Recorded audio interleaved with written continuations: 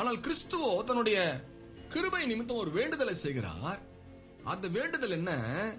இன்னமும் தெரியப்படுத்துவேன் என்றார். முடிவில்லாத நாட்களுக்கு என் மகிமையை என் ஜனங்களுக்கு நான் கொடுத்து உம்மை தெரியப்படுத்தி அவர்களை ஆசீர்வதிப்பேன் என்கிற ஒரு உறுதியான வாக்குவாதத்தை பிதாவை நோக்கி அவர் செய்து உத்தரவை பெற்றுக் கொள்கிறதை நாம் பார்க்கிறோம். எனக்கு பிரியமான தீர்க்க தரிசனமானவர்களே, இந்த நாளிலும் தேவன் அவருடைய வெளிப்பாட்டின் மூலமாக உங்கள் இருதயத்தை கொழுந்து விட்டு எரிய பண்ணினார் என்கிற ஒரு உறுதி எனக்கு உண்டு. நான் உங்களுக்காக பிரார்த்தனை செய்யட்டுமா? அப்பா பிதாவை இயேசு கிறிஸ்துவின் நாமத்தில் வருகிறோம். இப்பொழுதே ஒரு உற்சாகத்தின் ஆவி, ஒரு சந்தோஷத்தின் ஆவி, ஒரு வெற்றியின் ஆவி உம்முடைய பிள்ளைகளுக்கு உள்ளாக இறங்கி வருகிறதற்காக நன்றி செலுத்துகிறேன். இந்த நாளிலே அவர்கள் செய்கிற பிரயாசங்களை ஆசீர்வதியும். ஐஸ்வர்யத்தின் ஆசீர்வாதம் அவர்கள் தலையின் மீது இறங்குவதாக.